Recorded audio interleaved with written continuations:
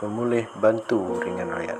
Pakej rancangan ekonomi yang ke-8 telah diumumkan Yang Amat Berhormat Tan Sri Muhyiddin Yassin, Perdana Menteri sebentar tadi.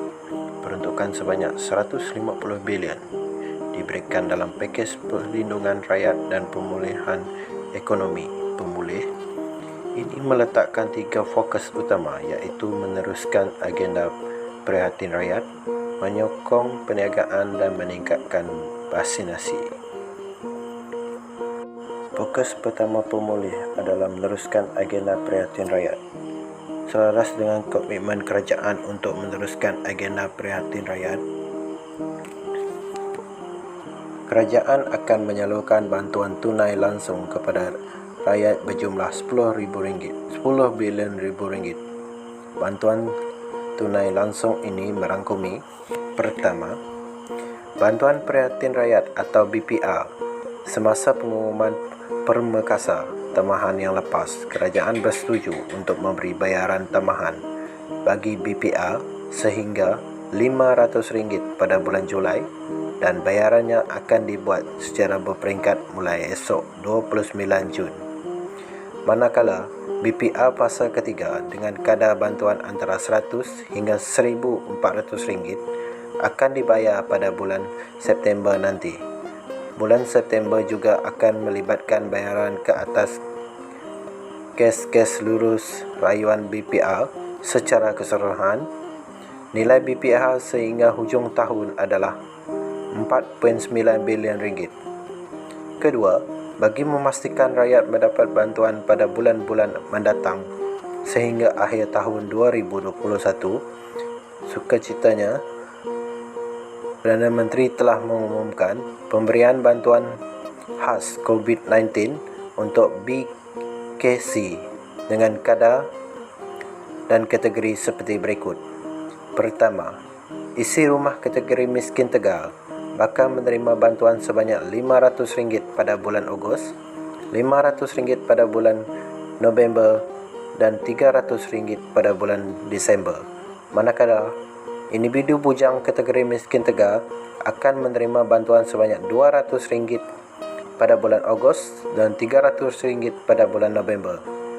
Kedua, isi rumah kategori B40 akan menerima bantuan sebanyak RM500 pada bulan Ogos dan RM300 pada bulan Disember. Manakala bujang kategori B40 akan menerima bantuan sebanyak RM200 pada bulan Ogos, dan ketiga, isi rumah kategori M40 turut menikmati bantuan sebanyak RM250, manakala bujang kategori M40 akan menerima RM100 pada bulan Ogos nanti.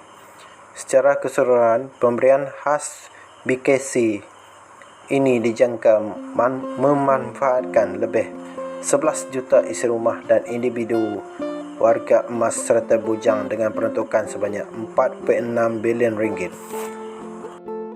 Bantuan kehilangan pendapatan.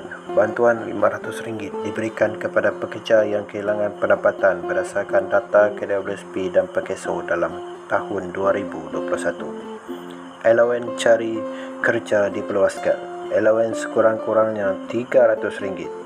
Inisiatif Plans and Trend di bawah program Janab Pioneer.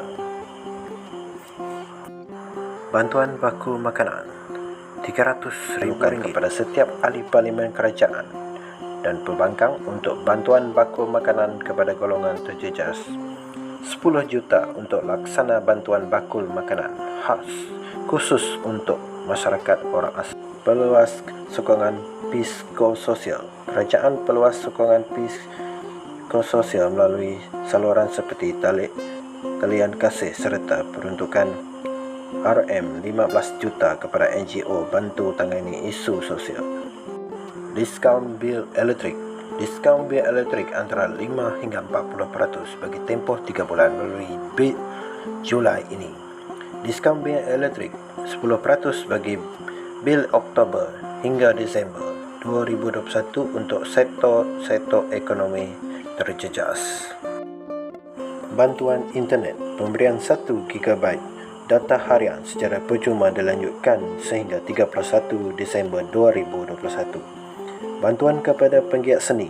Kerajaan akan memperuntukkan 100 juta dalam bentuk kemudahan pembiayaan dan sokongan bantuan kewangan kepada industri seni dan kreatif tempatan.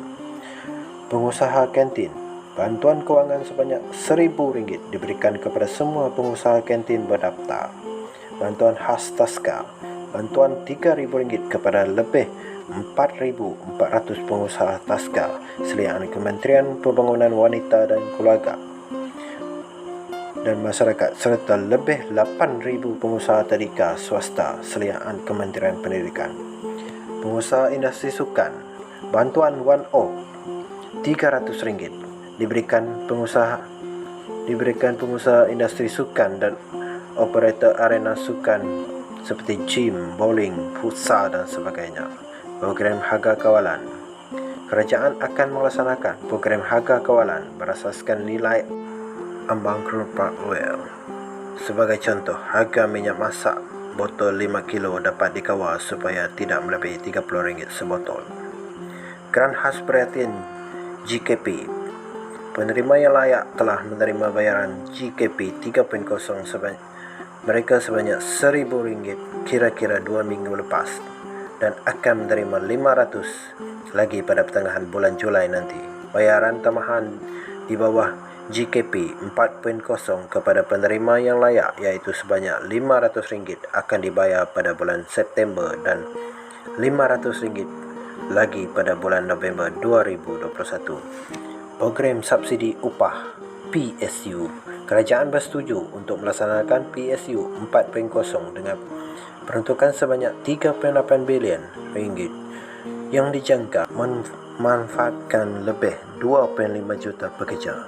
Di bawah PSU 4.0, tiada lagi syarat had gaji ditetapkan. Ini bermakna majikan boleh memohon PSU 4.0 bagi pekerjanya yang bergaji lebih RM4,000. Program vaksinasi. Peruntukan sebanyak 400 juta bagi tambahan bekalan vaksin negara. Kenaikan bayaran sagu hati kepada sukarelawan kesihatan kepada RM100. Elawan khas Barisan Hadapan Kesihatan yang terlibat dalam PIK kepada RM600. Pemberian subsidi sehingga RM30 untuk kos tambang taksi e-hailing untuk OKU dan Warga Emas untuk pergerakan mendapatkan vaksin. Pelaksanaan PIKAS.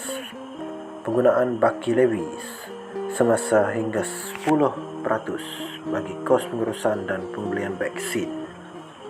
Potongan cukai ke atas perbelanjaan kos peralatan dan penyediaan PPB oleh majikan. Potongan cukai ke atas sumbangan COVID-19 melalui projek komuniti meliputi sumbangan kepada PPV.